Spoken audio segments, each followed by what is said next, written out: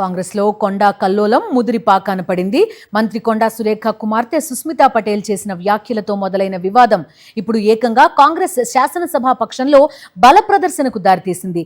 CM Revanth Reddy వర్గానికి చెందిన ఎమ్మెల్యేలు, ఎమ్మెల్సీలు ఒక్కతాటిపైకి వచ్చారు. కొండా సురేఖ తీరుపై తీవ్ర అభ్యంతరం వ్యక్తం చేశారు. అంతేకాదు సురేఖను మంత్రి పదవి నుంచి తప్పించాలని డిమాండ్ చేస్తున్నారు. సీఎంను టార్గెట్ చేస్తూ కుమార్తె చేసిన వ్యాఖ్యలను ఖండించకుండా తనకు సంబంధం లేదంటూ మంత్రి సురేఖ ఇచ్చిన వివరణను ఎమ్మెల్యేలు తప్పుబట్టారు. పార్టీని, ప్రభుత్వాన్ని బలహీనపరిచే ప్రయత్నాలను సహించేది లేదని తేల్చి చెప్పారు.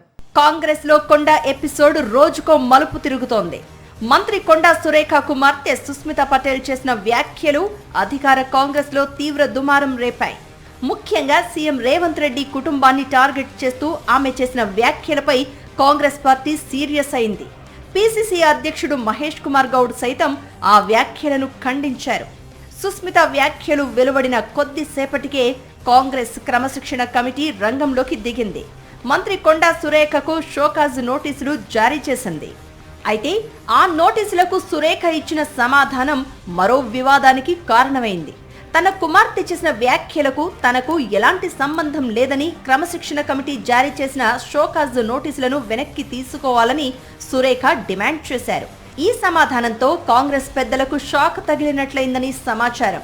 సురేఖ ఇచ్చిన రిప్లైపై సీఎం రేవంత్ రెడ్డి వర్గం ఎమ్మెల్యేలు తీవ్ర అభ్యంతరం వ్యక్తం చేశారు. కాంగ్రెస్ శాసనసభాపక్షంలో 17 మంది ఎమ్మెల్యేలు, 2 ఎమ్మెల్సీలు సమావేశమై మీడియా ముందుకు వచ్చారు. సీఎంను టార్గెట్ చేస్తూ కుమార్తె వ్యాఖ్యలు చేస్తే సురేఖ వాటిని కనీసం ఖండించకుండా బాధ్యత నుంచి తప్పించుకోవడం సరికాదని మండిపడ్డారు. ముఖ్యమంత్రిని బలహీనపరిచే ప్రయత్నాలను అడ్డుకుంటామని స్పష్టం చేశారు.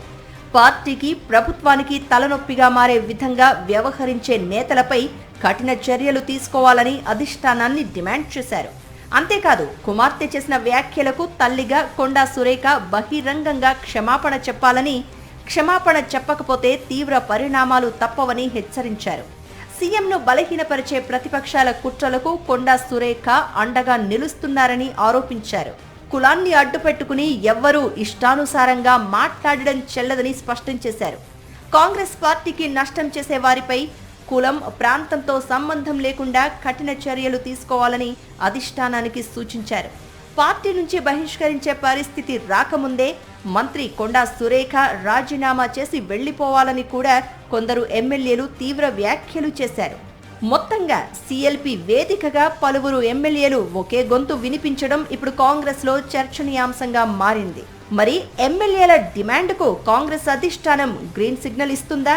షోకాజ్ నోటీసుల విషయంలో తీసుకున్న కఠిన వైఖరినే మంత్రి పదవి విషయంలోనూ కొనసాగిస్తుందా? క్లారిటీ రావాలంటే మరి కాస్త సమయం పడుతుందని సమాచారం. మరిన్ని అప్డేట్స్ కోసం ఛానల్ను సబ్స్క్రైబ్ చేయండి. నోటిఫికేషన్స్ కోసం బెల్ ఐకాన్ పై క్లిక్ చేయండి.